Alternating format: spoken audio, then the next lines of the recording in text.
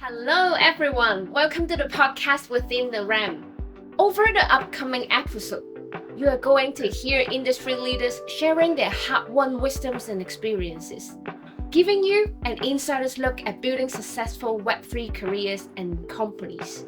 I'm your host, Steph, a co-founder member of Crypto Connect and Job Ledger. I have 7 years of experiences in recruitment and connected to the most inspiring, intelligent, and groundbreaking industry leaders and builders. Whether you are a Web3 veteran or brand new to the space, we want Within the RAM to be your go-to resource. So get ready to ask questions, share your thoughts, and join us on this wild Web3 adventure. Now, before we begin, it would mean a lot to us if you can help like this video and subscribe to our channel if you haven't done so already. It really helps within the algorithm, and it encourages our team greatly to create more content. If you want to know a bit more about us, simply scroll down and where I have placed our related website and socials in the description below. Alright, let's get into this.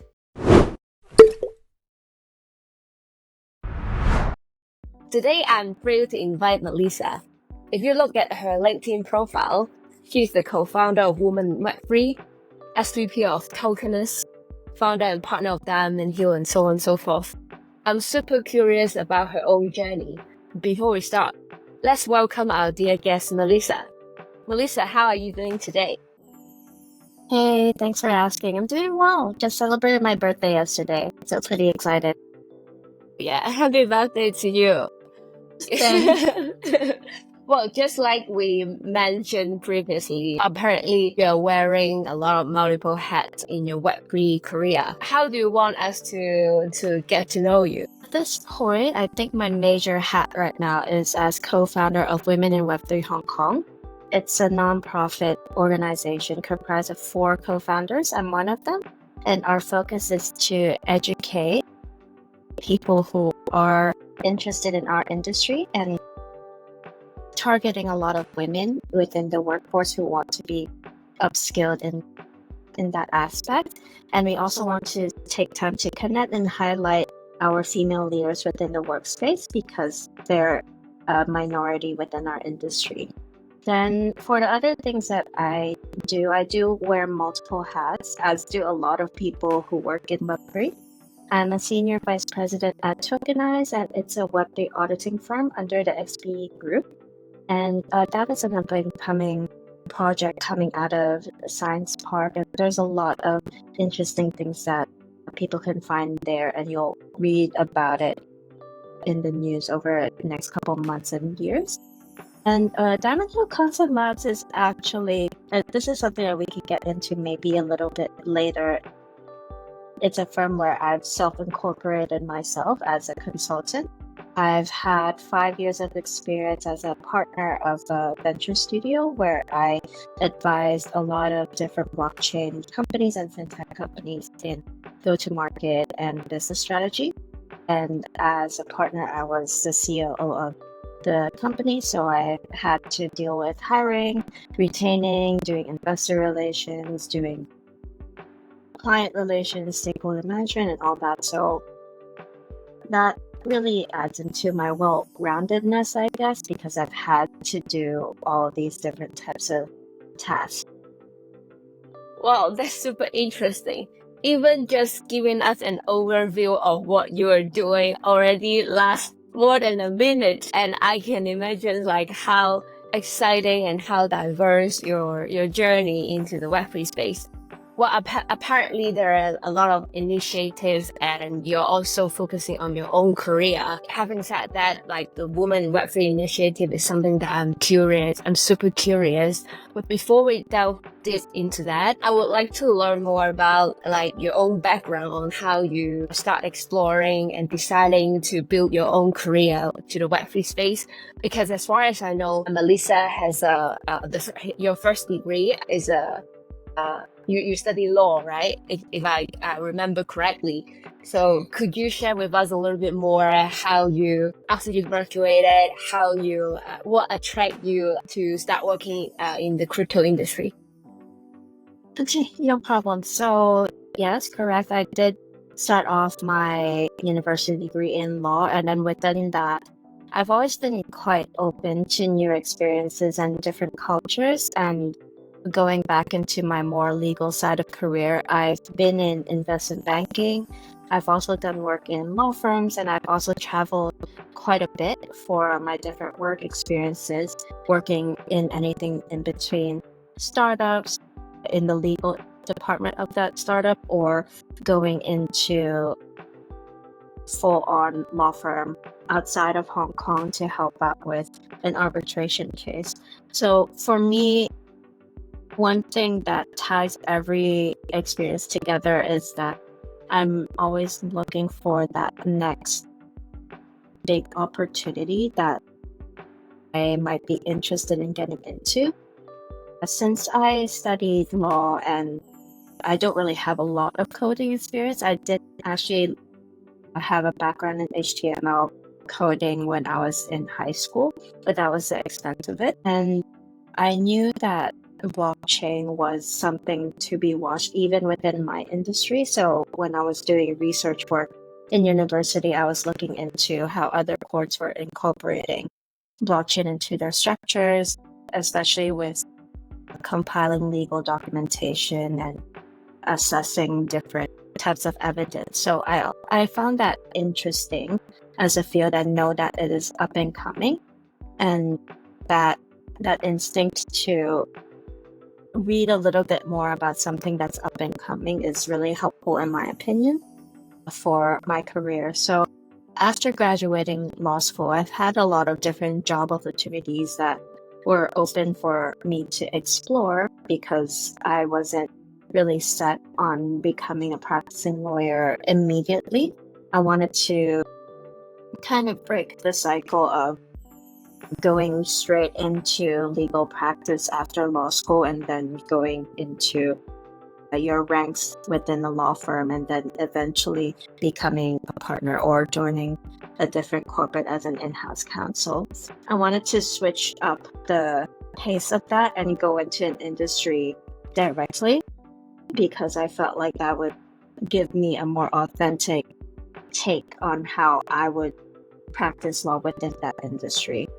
Coupled with the fact that I'm non-technical, for me it was a mental barrier to go into a blockchain industry without having any development knowledge of any sort.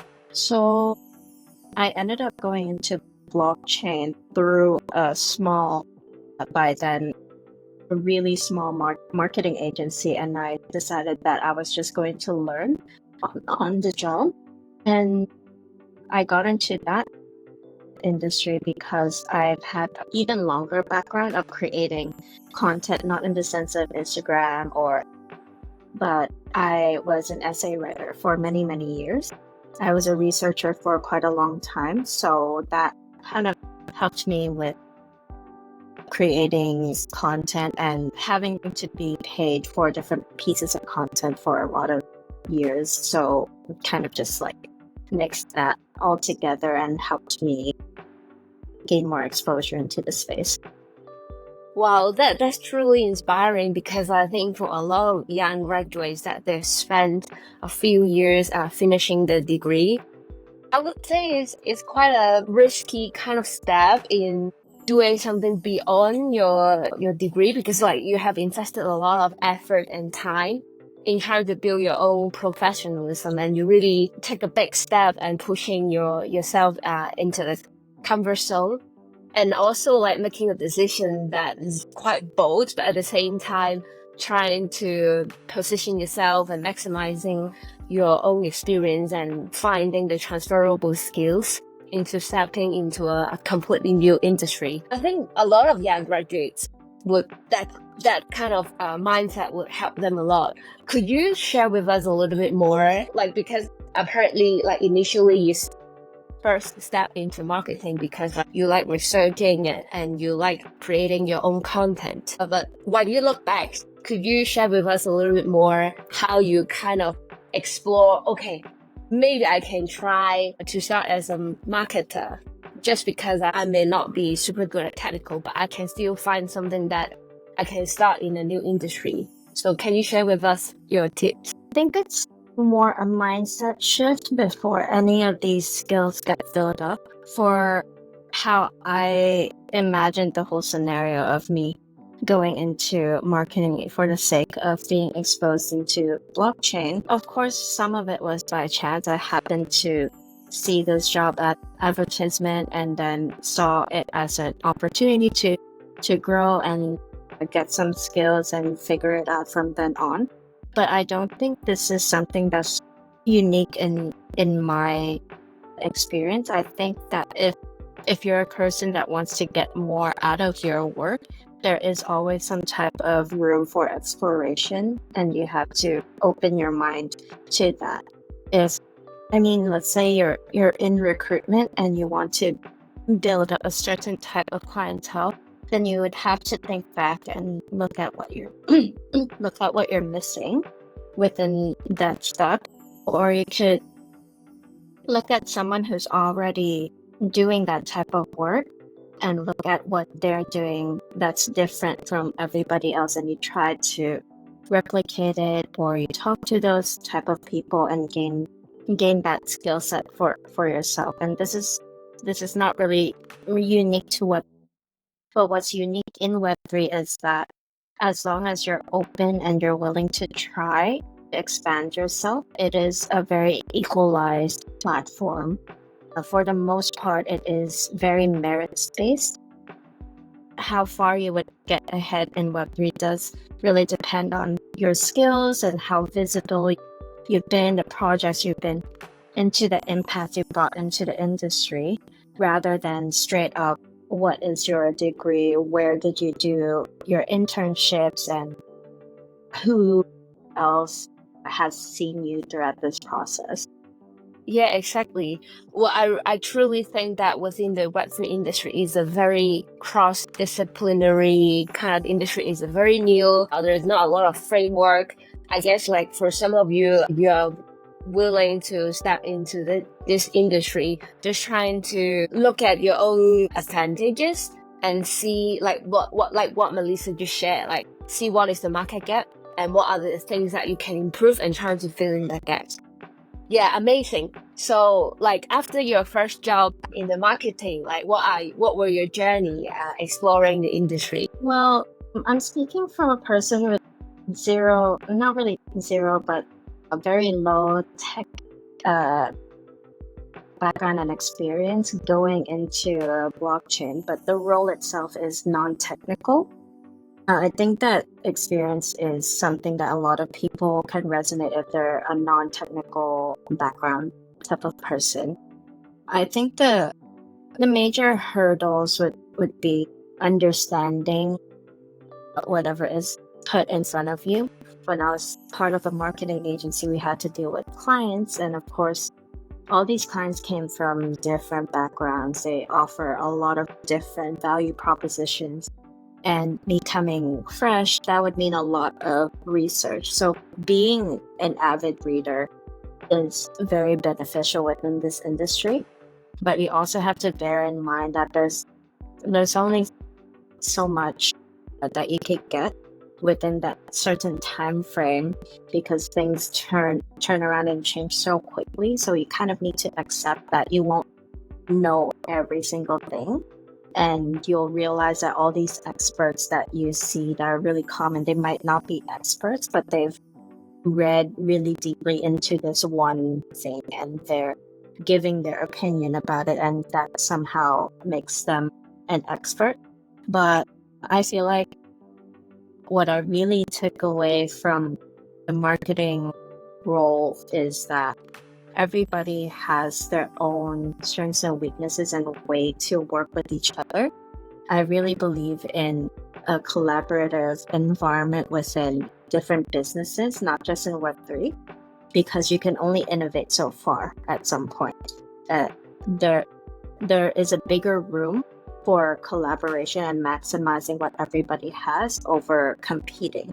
If you look at different industries and you're trying to do something new, you just need the one spark of novelty and everybody else will follow, and then it will become more of a competition of visibility rather than what it actually is. So the growth that you would see there is very volatile, in my opinion. But if you focus on collaboration, which you can see a lot more in Web3 than in other industries, then you, first of all, you save costs, and then you cross-pollinate. You understand a little bit more about the bigger pie, which is a whole blockchain landscape. And I think outside of everything, you really need to keep being open to what other people have to offer and say. And you need to open yourself up to learn other things about what you might be missing. Because even as a marketer, there's so many tools and there's so many different trends that you constantly need to work with people anyway. You can't just be that AMA person, or you can't just be that person who does really good PR. The competition is just really fierce, so you might as well find a few things that you're really good at and then work with people who fill in the other gaps. Yeah, well, I can't agree more. And like within the Web3 space, I really feel people are much more keen on collaborating and sharing resources. Like there are a lot of helpful communities that you can reach out to in asking for help or asking for more shared resources. Like you mentioned, because like in the first place, you started working as a marketing agency, that like you work with different type of products. There are a lot of narratives. As you mentioned, the industry is very dynamic and it changes a lot. And I realize a lot of successful leaders within the space, they really like to read a lot and do a lot of researches. So can you share with us a little bit more, like how, as a non-technical person, how do you usually start your own research, and what are the narratives that you think like people who, if they're interested in the industry, what are the narratives that they should look into at this moment? It's more of a question of how do you motivate and get yourself started with reading a bit more into whatever you're interested in. Web3 is quite special in the sense that another source of information would be Telegram and Discord. This isn't particularly true in other industries, but I think the principle is the same. If you need to keep yourself up to date, then identify maybe 3 people that you want to replicate and look into what they're reading and how they are structuring their thoughts and processes. Who are they looking into? And then you kind of go off that totem pole of information. The daily practice would be maybe looking into your usual top 3 people and then contrasting that with whatever global news is happening within that day. There's a lot of software or free access to information that you could maybe even just do a really quick snapshot of what's new that day and how that relates. So it's really a constant exercise of relating what's tangible right now, what's happened right now in the offline world, and how are other people interpreting that. And through that thought exercise, write what you guessed down or post it somewhere if you're bold enough. I would advocate for posting it, even though I don't post as much myself. That is to my detriment. A lot of people that you see as experts right now, they boldly post all of their opinions and they discuss heavily with others. In a society right now where your attention and your visibility is directly correlated to how well you do within your career, I kind of feel like we don't really have a choice but to continually think and process our thoughts and share it with people, really discuss.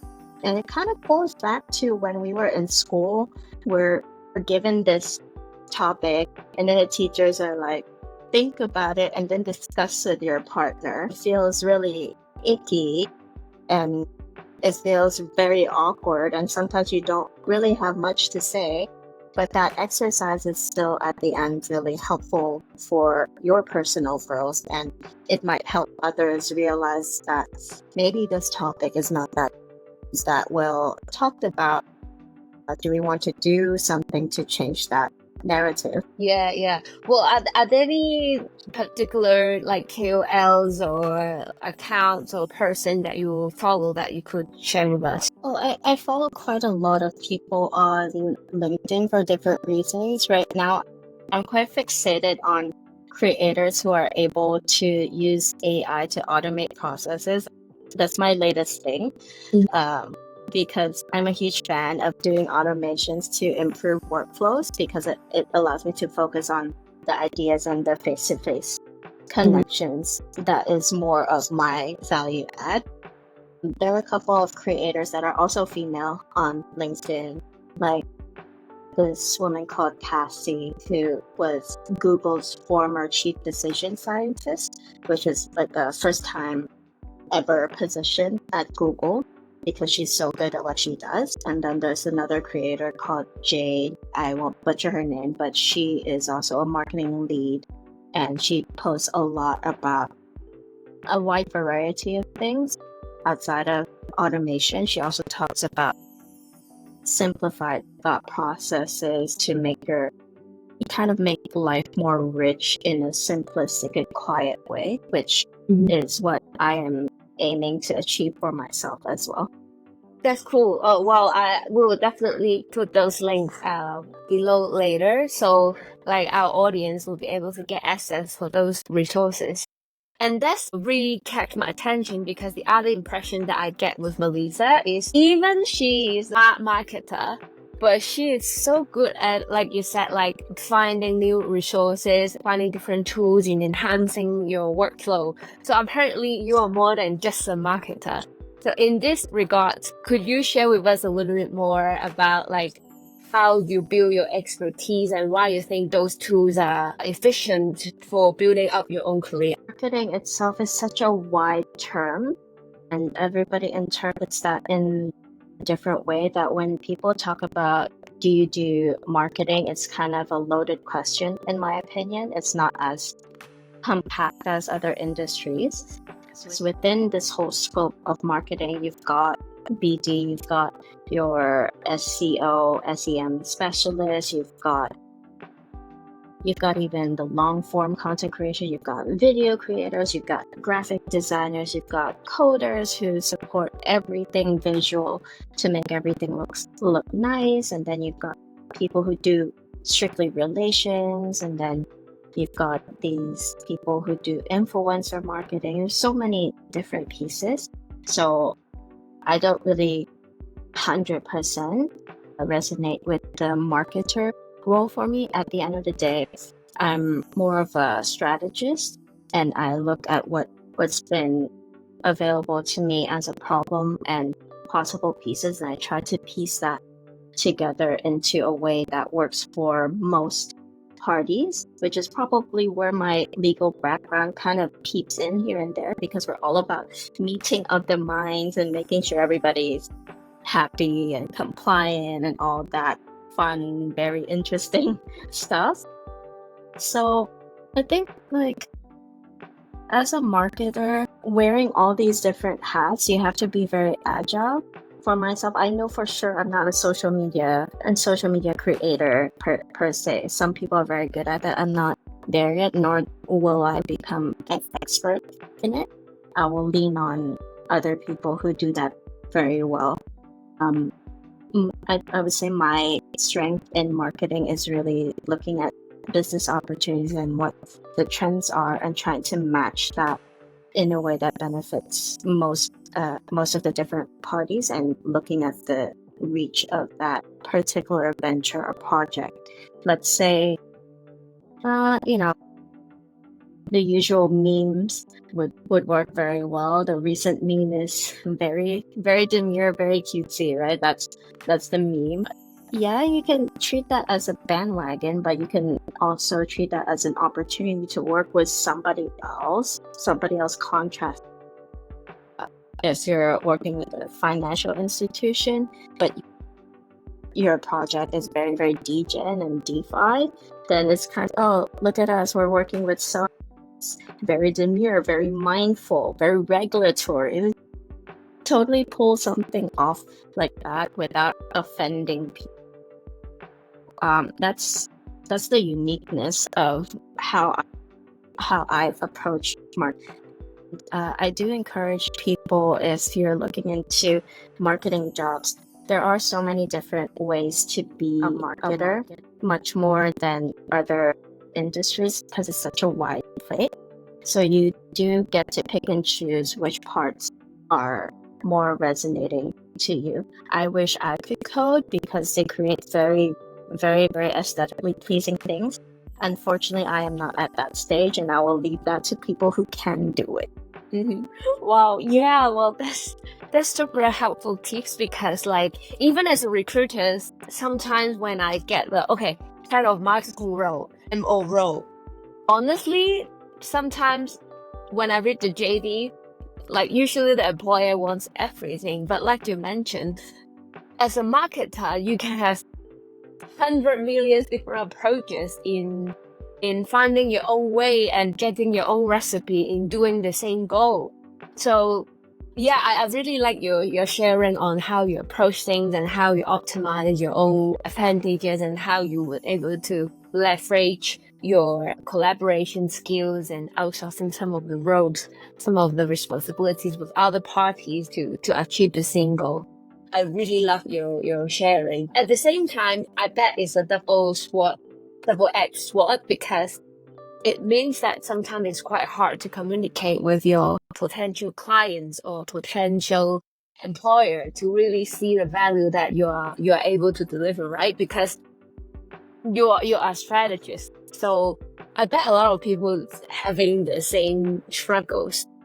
Could you share with us a little bit more how you kind of like value own value proposition or how you really communicate? Okay, Melissa, and I'm a strategist in marketing. How do you deliver and do that message for yourself? Yeah, I definitely feel that to my core because as a person who works in marketing and anybody who works in marketing would let you know that when we get clients, it's all about what is the KPI for the client. And if you're like me, you're more like a business consultant, that is very difficult to quantify. But at the end of the day, you still need to demonstrate your competency and show what your goals are to this client. So unfortunately, you have to meet a middle ground with that. I have had interviews where they question my ability to really roll up my sleeves and do the work myself. And all I could really do is to reassure them that I have done the work. That's why I've trained people under me to do it. And that is why I can fact check when people could produce work and they want to present it to a client. I can fact check that because I've done the work myself. I won't be able to lead a team into doing something if I haven't done it myself because that is not how I do things on a personal level. But still, from a value proposition point of view, as a difficult and different. Difficult in the sense of because in marketing, it is very much still focused on it being a KPI centric kind of business. I'm not a social media agency, so they can't really demand like 10 social media posts within a month plus a content calendar out of me. It's not that kind of business. As a strategist, we either charge by retainer or we're going off by project or we're doing it by hour. And our value is that because we've done this kind of problem solving in particular, it could be marketing, could be anything else, but we've done this for such a long time and we've done it for across different clients. Like for myself, I've done more than 100 different projects / clients. So there is a history behind me. Therefore, I'm offering this strategy call to look at your scenario and let you know how I would structure this particular deal or something like that. As a strategist, you really need to stand firm in what you offer.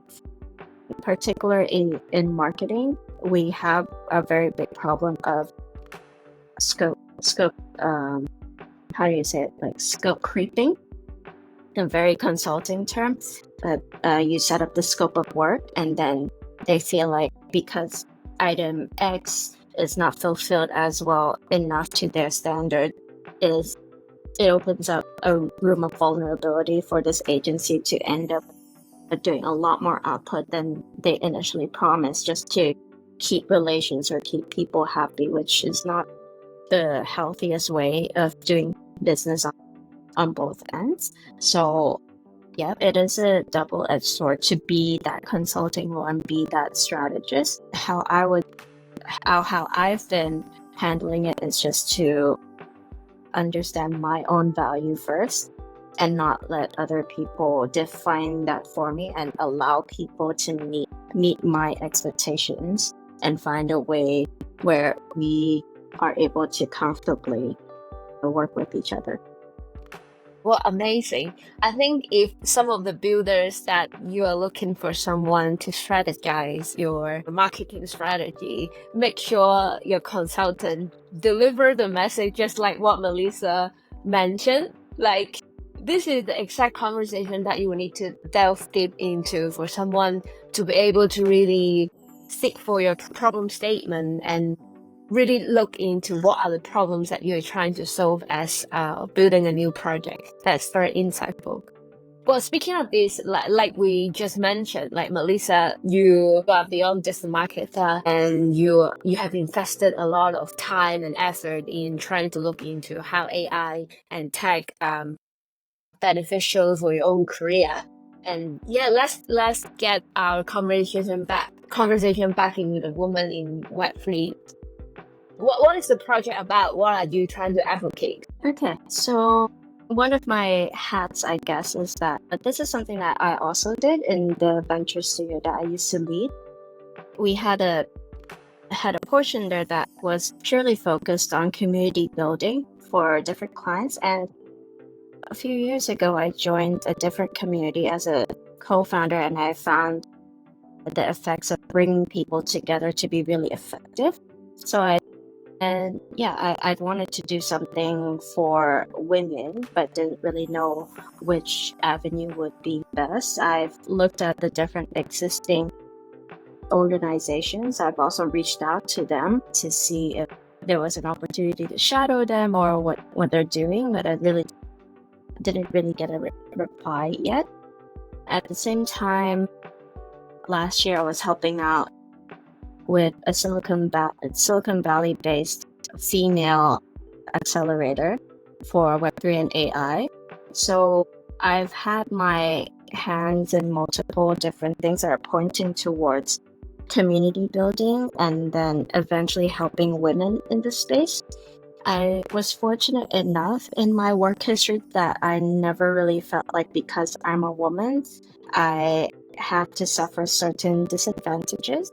I've been lucky enough to be in such a position, but when I talk to other females in the space, I don't hear the same. And since I have my background in community building, I have expertise in trying to do a strategy that would allow a group to excel and be sustainable and have an impact. I decided to join. This was an invitation for Women in Web3 Hong Kong, which was led then by two ladies who work at Animoca Brands.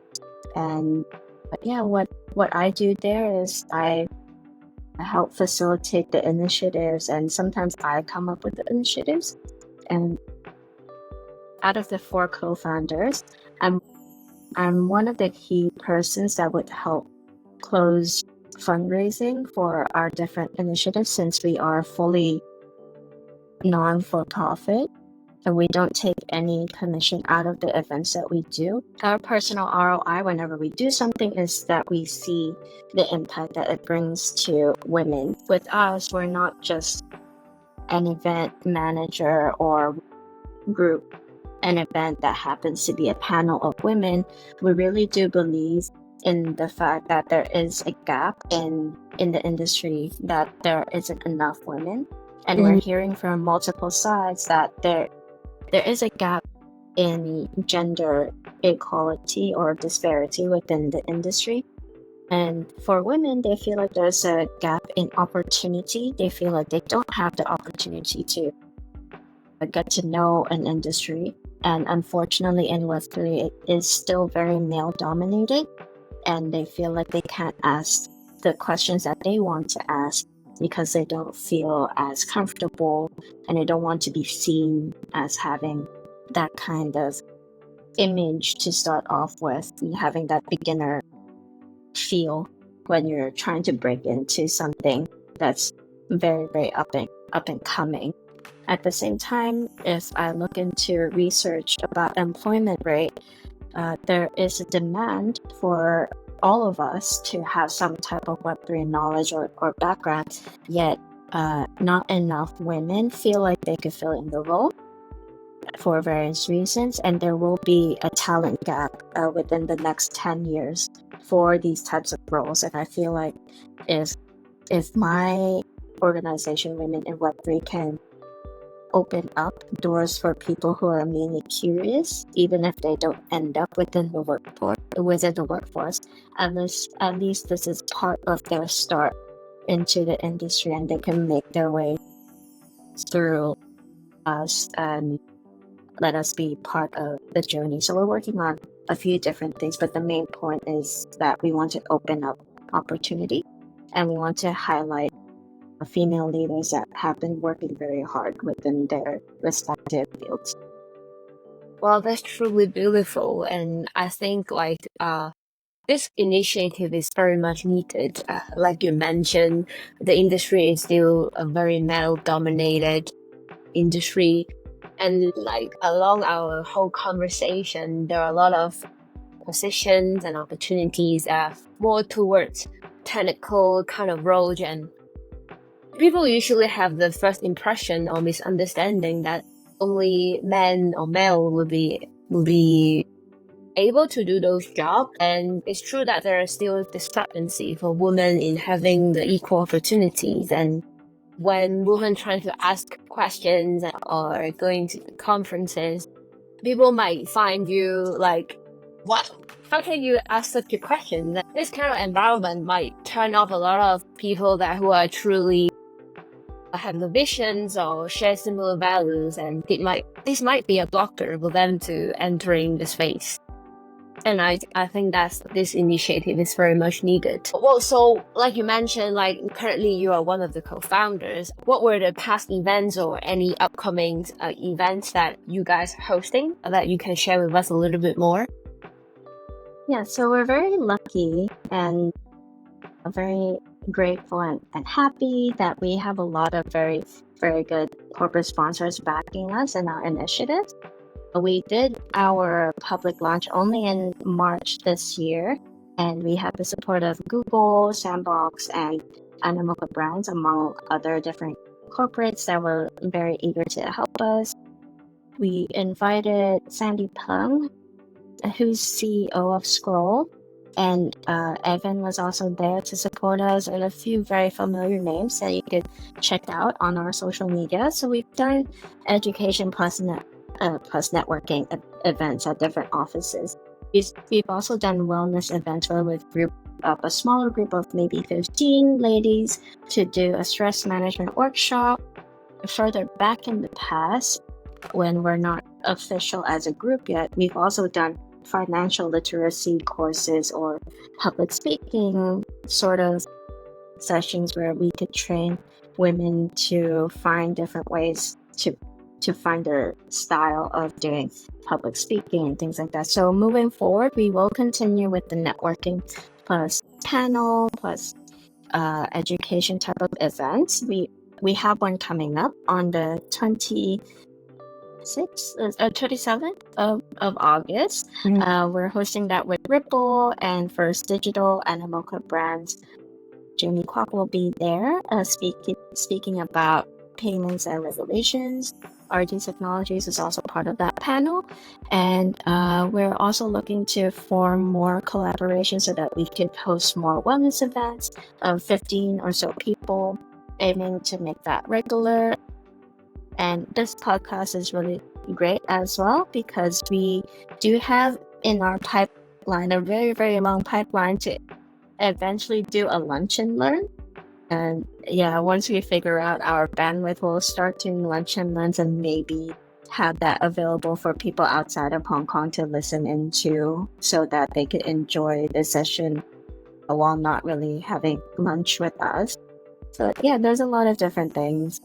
Recruitment mixers maybe, and we're working on a collaboration to do a Web3 dev course that is developed by women who are already Web3 developers, and it's made towards an Asian audience.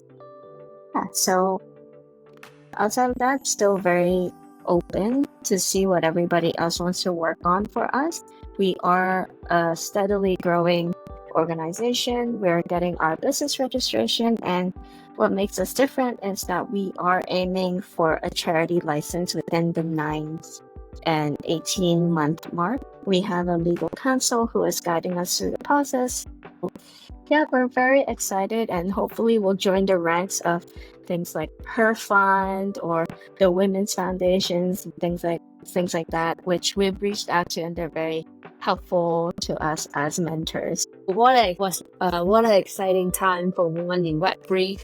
And that's one thing that I truly like about within the Web3 space. It's very community driven, and you can instantly get a sense of what women create are so diverse, and everything might be a bit very diverse, but at the same time, it makes a lot of sense where you guys have wellness program, lunch and learn, financial literacy is a place for people that who are keen to learn more about and lowering the hurdles and bridging the gap to push more promotions and attention for people in the industry.